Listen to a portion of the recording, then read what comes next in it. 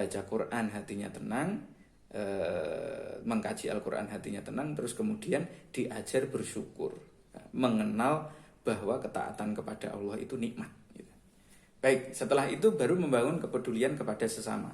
Anak-anak itu sering problem dengan temannya, problem dengan siapa yang membuat dia tidak nyaman, termasuk kepada orang tua pun, atau siapa yang ada tinggal di rumah kita. Itu biasa juga ada problem gitu loh ya. Jadi membangun kepedulian kepada sesama agar anak ini mudah untuk menetral emosionalnya dan sebagainya, itu penting ya. Karena anak-anak emosinya sebenarnya kalaupun dia emosi langsung meluap, selesai saat itu juga. Tapi kalau ke bawah, ada wali santri, anaknya bertengkar di sekolah ya. Nah, terus kemudian anaknya sudah lupa, sudah main sama-sama orang tuanya, bisa jadi itu masih mangkel hatinya. Nah, itu bukan tanda-tanda kalau waktu kecilnya itu belum dibangun kepeduliannya. Ya, enggak seperti itu ya. Jadi kita kaji. Membangun kepedulian kepada sesama itu adalah yang pertama adalah melatih saling menghormati ya. Jadi alasan menghormati teman, menghormati sesama itu bukan alasan kenapa kamu menghormati, karena dia baik kepada saya, karena maka saya baik kepadanya. Nah, itu kalau dalam kitab Tibyan fi Adabi Hamalatil Quran itu bukan karakteristik Qur'ani ya. Jadi kenapa kamu menghormati orang lain? Karena dia adalah hambanya Allah. Gitu. Nah, kalau hambanya Allah berarti saya sama-sama dengan dia. Kalaupun hari ini dia tidak sepinter saya, bisa jadi satu saat dia akan dipinterkan oleh Allah lebih daripada saya. Kalau hari ini dia sebelum kaya seperti saya, maka bisa jadi dia akan lebih kaya daripada saya. Nah, kita juga bisa dibalik gitu. Bisa saja dibikin lupa, bisa saja dibikin miskin begitu. Begitu juga dengan anak kita. Maka dilatih, nak, bagaimanapun pencapaianmu itu adalah saudaramu seiman, itu adalah sahabatmu. Nah, begitu ya. Ini Masya Allah ya. Yang kedua, mendahulukan kewajiban sebelum menuntut hak. Nah, itu dilatih anak-anak. Jadi pokoknya anak-anak itu biasanya kalau seumpama kewajibannya bagaimana? Kewajibannya adalah berbuat baik. Kewajibannya kalau berantem dengan teman, konflik ya. Kalau bahasa saya tidak baku, mohon maaf ya. Mudah-mudahan nanti ayah dan bunda bisa membahasakan yang lebih halus. Kalau terus ribut dengan teman dan sebagainya, maka kewajibannya apa?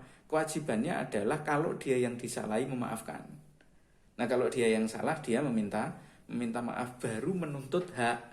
Ya, menuntut haknya bagaimana? Kan saya sudah minta maaf gitu ya, mohon dimaafkan gitu. Kan saya sudah memaafkanmu, maka berbuat baiklah, seperti itu ya. Itu dilatih. Terus yang nomor 3 adalah ringan dalam berterima kasih ya. Ringan berterima kasih sama ustadz-ustadzahnya, berterima kasih kepada ayah bundanya, berterima kasih kepada saudaranya di rumah, kakek neneknya, berterima kasih kepada siapapun yang berbuat baik sekecil apapun ya. Jadi kalau dalam Bulughul Maram dikatakan la tahqiranna minal ma'rufi syai'an walau antalqa biwajhin talqin walau antalqa akhaka biwajhin talqin. Jangan kamu hina perbuatan baik orang lain sekecil apapun, meskipun itu hanya wajah yang berseri-seri. Nah, kapan kamu akan menghina perbuatan baik kecil dari orang lain? Itu problemnya apa? Nanti kita akan terhalang untuk melakukannya ya, seperti itu ya. Jadi anak-anak dilatih ya, termasuk orang tuanya harus latihan ya. Nah, terus kita lanjutkan ya, membangun sifat rendah hati. Membangun sifat rendah hati kuncinya hanya ada 2. Yang pertama adalah hormat kepada yang lebih senior, yang kedua adalah sayang kepada yang lebih junior. Sebagaimana dikatakan, laisa minna man la yarhamu shaghirana wa la yahtarimu kabirana. Bukan dari golongan kami orang-orang yang tidak sayang kepada yang lebih junior dan tidak hormat kepada yang senior. Ini adalah prinsip-prinsip dalam keluarga. Nanti bisa dituangkan dalam peraturan-peraturan. Silahkan ditulis, silahkan diketik, silahkan ditempel dan sebagainya, silahkan. Ya, jadi ini saya membangun keluarga saya semenjak tahun 2000. Jadi 2011 itu saya jatuh, 2012 saya memperbaiki kehidupan saya, dan sampai hari ini testimoni adalah kehidupan saya ya. Jadi kehidupan saya dengan keluarga, meskipun target kami tidak sama dengan target keluarga-keluarga yang lain, meskipun target untuk anak-anak kami tidak sama dengan target anak-anak yang lain, tetapi kami memiliki kehidupan, kami memiliki kebahagiaan, kami memiliki kesyukuran, dan kami memiliki sebuah value yang menurut kami ini sudah layak untuk di-share begitu. Nah, terus kalau ini semua, apa sih tanda-tanda tumbuhnya rasa cinta kepada ilmu pada anak? Tanda-tanda tumbuhnya rasa cinta ilmu daripada orang tua gitu. Yang pertama, anak mulai mengerti bahwa kebaikan membawa kepada kebahagiaan. Begitu. Jadi sedekah enak toh nak kalau sedekah.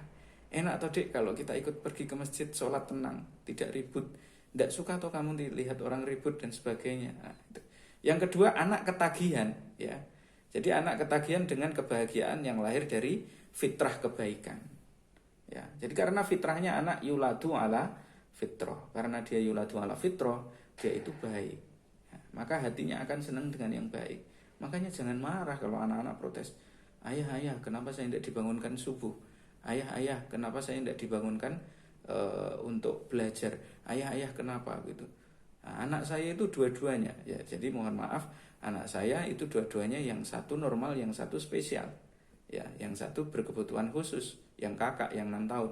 Nah, yang 6 tahun itu dia ada doa pagi dan ada doa malam, petang.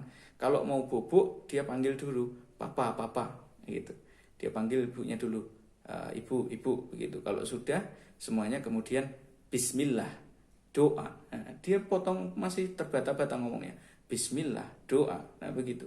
Mulai dari dia di Takawar sampai di Makassar, mulai dia masih kecil sampai hari ini, setiap tidur dia akan minta jatahnya untuk menikmati kebahagiaan, yaitu kebaikan ayat-ayat Al-Quran, kebaikan doa-doa yang dibacakan untuknya.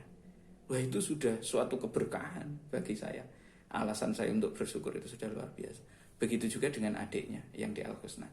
Terus yang nomor 3, anak terus berupaya menambah rasa bahagianya dengan terus menumbuhkan kecintaannya pada pengetahuan. Ya, dia cinta kepada pengetahuan. Ayah, kenapa di masjid itu orang kasih celengan? Ayah, kenapa di masjid itu kita harus pakai sejadah? Apa semuanya ya? Itu adalah sebuah keilmuan, dan bisa jadi ini kan dari bidang keislaman. Bisa jadi ada dalam bidang bisnis. Bisa jadi itu yang kakak mulai senang melukis, adiknya mulai senang menyusun, mulai senang, kelihatan sekali skillnya ya, seperti itu. Jadi ayah bunda yang dirahmati Allah, itulah tadi satu ayat. Jadi kembali lagi bahwa ini semua kita hanya mengkaji satu ayat saja ya, mengkaji satu ayat surat Al-Mujadilah ya, surat Al-Mujadilah ayat 11. Jadi Masya Allah, kalau anak kita, anak ayah dan bunda, anak-anaknya hafal berapa ayat? Nah, kalau surat Qul a'udzu birabbin nas saja itu sudah berapa ayat? Ya, Qul huwallahu ahad itu sudah berapa ayat? Maka perlu disyukuri.